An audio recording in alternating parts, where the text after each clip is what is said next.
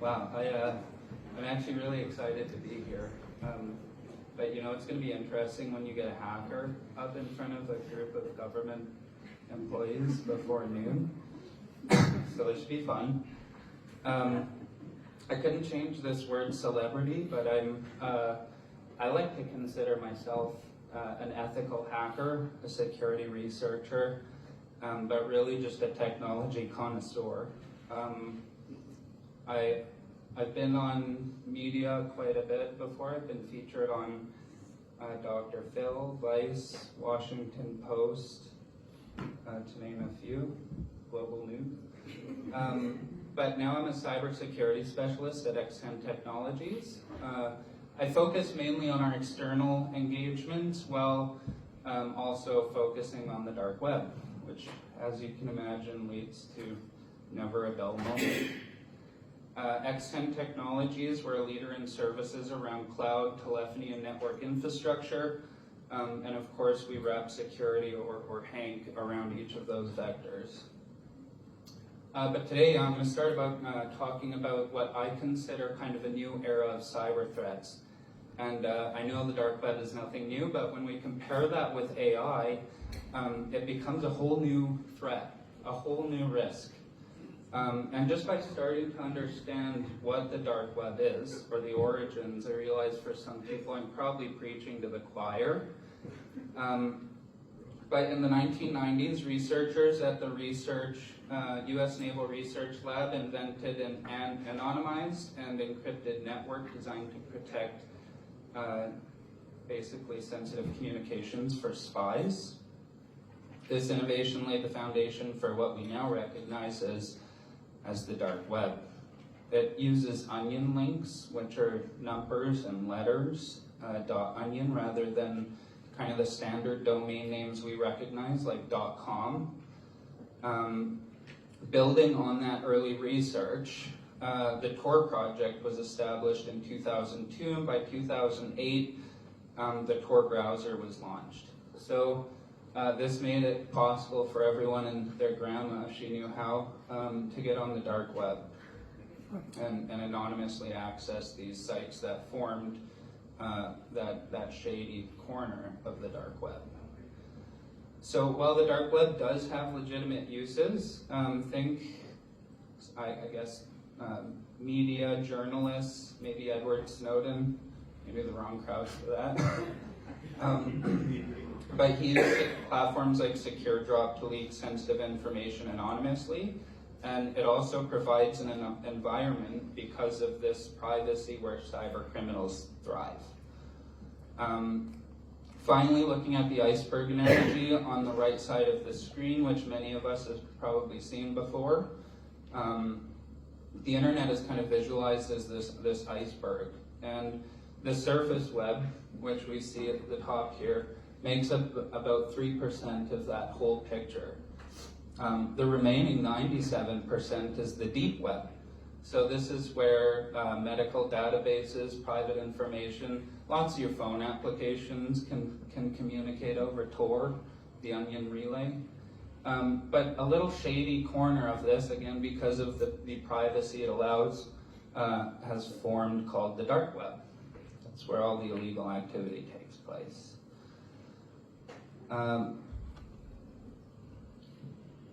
We started monitoring the dark web. I started this project a couple of years ago within X10 Technologies, where I started collecting and monitoring the information from the dark web. At the start of this year, we saw just over 11,000 leaks, typically representing just one website or organization. It was 9.9 terabytes in size, and this is all just text. There's no other kinds of files, it's just text.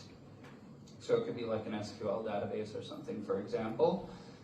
There's 98 billion unique records and 30 billion unique accounts. So this added up to a 71% chance of exposure for any one person in Canada. Now, how much is there now? I made this the other day. which kind of freaked me out. But the leaks are up 155% from the start of the year, so there's 28,000. Leak size is up 20 terabytes, so it's up 108%. Records up 229 billion, raising 134%, and accounts have raised by 153% at 76 billion unique accounts. Can't tell I'm bad at the square thing. So when I first looked at these numbers, Canada's exposure rate was already pretty concerning. The average Canadian individual or business had about a 71% chance of having at least one of their accounts breached. That's nearly 1 out of 4 people in this room. But with the latest data, that risk has now climbed dramatically. The probability has risen to around 86%, and some models that I've used based in Canada even raise that closer to 90% or more. So what that means is that it's no longer a question or a matter of if our information is exposed, but how many times it's exposed and what kind of info is exposed. Breaches don't just affect your email logins, they can extend to financial details, health records, and personal identifiers. So in less than a decade, we went from a 1 in 3 chance of being untouched to almost everyone's being compromised, at least once. So this is a new normal, and it's why security awareness, monitoring, and proactive defenses are more critical now than ever. If you take away one thing from this slide, it's that the odds are now kind of overwhelmingly against staying unbreached without active protection. We've heard constantly it's a matter of when, not if. Looking quickly and tying in AI to this ugly picture, we can see that hackers are starting to abuse the dark web with AI. So looking at things like LLM jacking, Microsoft recently sued a hacking group, I don't know how that's going to go, but for exploiting Azure AI, making harmful content creation and deceiving content. This was particularly rampant in schools. Hackers were gaining access to LLMs to use them maliciously without the user's knowledge and potentially also racking up costs. Data collection and analysis. Cyber criminals are leveraging AI in the dark web for more effective data scraping and intelligence gathering, making target discovery and compromise less difficult. API and credential theft is a little bit obvious and nothing new, but cyber criminals stealing API keys and credentials to gain access to AI tools like ChatGPT. And malicious language models being developed for malicious purposes like developing malware, phishing campaigns, or deceiving content and harmful content. I'm going to hand it over to David Masson, who's here with me today from Darktrace. I have a little call to action on the screen here. If you don't scan that QR code, I don't blame you. This URL will go to the same place.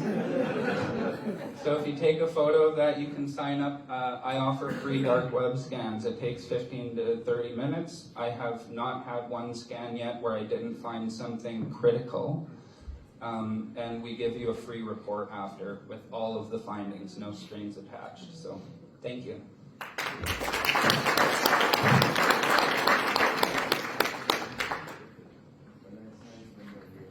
Ladies and gentlemen, that was Hank Fordham in a suit and tie. Remember this moment forever.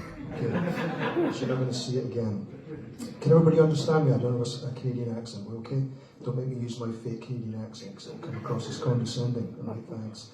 Listen, folks, I've got 10 minutes to go through a very, very technical subject, and I'm going to try my best. I'm not going to dumb it down, but I am going to cut out a lot of the marketing fluff that you hear around AI, which is what people really begin to dislike, right? Anyway, the conversation today. Okay, AI in cybersecurity, only in cybersecurity. There's been a lot of talk this morning about AI over some of the other areas here, but I'm going to specifically focus in cybersecurity. How to do this one really quickly? Okay, here we go. Right, folks, there's basically AI and machine learning. I'm one of those people that says AI is machine learning. Machine learning is just another way to talk about AI. And in the cybersecurity process, you basically see 4 kinds of machine learning. You're seeing supervised machine learning, unsupervised machine learning, reinforcement learning, and we've now got semi-supervised machine learning, which came out a few years ago to basically cover Gen AI and LLMs. So 4 types of machine learning. Supervised is where you have the machine and you train it on a data set. Okay? Cleaned up data, training the data set, bang into the machine then goes off and finds that stuff it's been trained to do. That's basically supervised machine learning. Unsupervised machine learning, and that's my company, Darktrace, we're a core unsupervised machine learning shop. It takes any old data.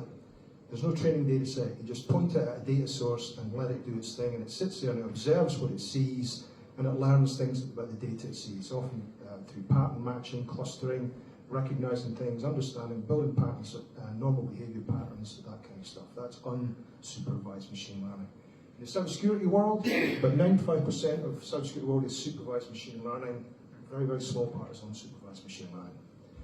We also have reinforcement learning, a bit of a favorite here. This is, do you remember when, was it IBM or Google, I can't remember, 20 years ago they came up with a piece of AI that beat the world's Go champion. You remember that? Right, that's reinforcement learning, where basically you tell the machine to go from A to B, good, B to C, good, C to D, wrong, go back to the beginning and start again. Reinforcement learning. There's a bit of a reward-punishment cycle to this. And I'll just warn you now that LLMs love to be rewarded and hate to be punished, so just something to bear in mind when it comes to never mind hallucinations.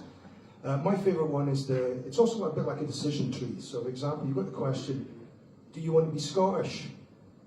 Yes, tick in the box, brilliant. The other one, no, red, X. Go on to the next level. The next level would obviously be, what do you mean you don't want to be Scottish? Of course you do. Go back to the beginning and start again. That's reinforcement learning, okay? Not such a good thing for automated vehicles, because how many times do you have to crash a car into a tree before it learns not to do that? And last but no means least, semi-supervised machine learning, which is basically your LLMs, where it's been trained on the world's data, any old data, and curated data sets at the same time, trying to keep those LLMs truthful. Good luck with that. So basically, 4 types of machine learning that you see in cybersecurity. Where do you see them deployed? You see them deployed based on the data that they're focusing on. If there's one thing that makes, if we say there was a difference between machine learning and AI, it would be machine learning has to have data. There's loads of AI techniques that don't require data, but if data is involved, it's machine learning. So you see those 4 types of machine learning deployed based on 3 types of data that they focus on. The biggest one, and it's that 95%, supervised machine learning, is where it's trained and focusing on threat actor data, bad guys data, dark web stuff like what Hank does.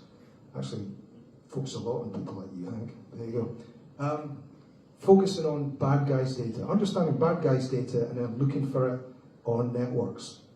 It's absolutely great for that, it's absolutely perfect. It's great for finding known threat, finding what it's been trained to find. But of course, therefore, what it's not good at is finding novel threat, things that hasn't been trained on. And that's why companies get hacked. But that's where you see most of it, okay? So think about that. Machine learning based on bad guys data. I'm now going to jump to the bottom, open source generative AI and all the rest of it. They focus on the world's data. So most of your large language models basically trained by scraping off everything that's out there on the internet, that great organ of truth. Or large data sets. Microsoft Defender, a huge lake of threat data, and it's trained on that. Again, very valid approach. What's it good for? Data retrieval, content summarization, writing all those emails that your marketing department put out, right? And content generation, absolutely perfect for that. What it's not good for, it will not find threat. Okay, can't find it, can't do anything about it, all right? Tell you a lot about it, but can't do anything about it. It's also open, never mind hallucination. By the way, in Darktrace, we're not that big fans of Gen AI in cybersecurity. Putting aside the hallucination issue, which is quite an issue, okay? I think Gartner said a couple of years ago, expect 25 to 30% hallucination issue. Would you drive a car that was wrong 25% of the time? Anyway, there you go. It's also open to confirmation bias, because it depends what you ask it, will decide what it's going to tell you back. And we're all got biases, which means we could all ask about the same thing on the same subject, but we'll all get different answers. And that's a bit of a problem in cybersecurity. But anyway, it focuses on massive data sets in the world's data. And the last one that we're involved in, but we're not the only ones, I swear the only data that the machine learning is interested in is the data of the organization it's protecting and nothing else, okay? It's just the organization it's focused on and nothing else. Not the world's data, not threat data. Basically just pointing at the threat data, the raw network traffic coming out of an organization. And what it's good for is anomaly detection, probabilistic modeling, blah, blah, blah, that kind of stuff, and therefore detecting unusual behavior. You're effectively using unsupervised machine learning to learn of the organization, and it knows of the organization and not of the organization. And when it's not of the organization, how not of the organization it is. A couple of problems that you get with it is you get a lot of noise. You see at the end where? You get an awful lot of noise, an awful lot of alerts, which are genuine changes and they are genuine anomalies, but you need something that's going to tell you what is this actually a threat and something I need to worry about. You have to do an awful lot of back-end modeling work on there, or in our case, automating the cyber analytical function. So there we go. 4 types of machine learning, seen in 3 types of way. I've got 3 minutes left. When people like me come along and tell you we're powered by AI, driven by AI, we're AI schmai, think about asking some goddamn questions on this, okay? Even if the only question is, what does the AI do? In your solution, what does the AI actually do? And if they can't answer that question, run away, all right? Here's some sample questions you might want to ask. Quite simply, are they pre-trained or continuously learning? Or, also, you're a supervised machine learning shop. Why did you choose supervised machine learning and expect to get an answer, okay? And also something you want to ask about is, can the humans interact with the AI to build a trusting relationship? Is there a human in the loop, around the loop, no humans at all? Is it so because the black box says it's so? Ask those questions, okay? Ask those questions. The reason I want to do that is because if you don't, and you don't understand it, it's going to take a long time for you to develop trust. And if we're to get the benefits from AI that we actually need, we're going to have to trust AI. It's coming, there's nothing you can do about it, it's going to happen, but it'll be so much better if we accept it and understand it, rather than, say, nuclear power. I'm pretty sure we all accept that, but I put it to you, it's a bit of a grudging acceptance. And if we have grudging acceptance of AI, we're not going to see the benefits we actually deserve. Thank you very much.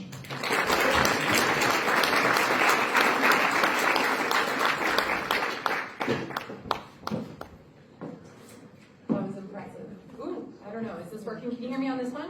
Everyone? Okay, amazing.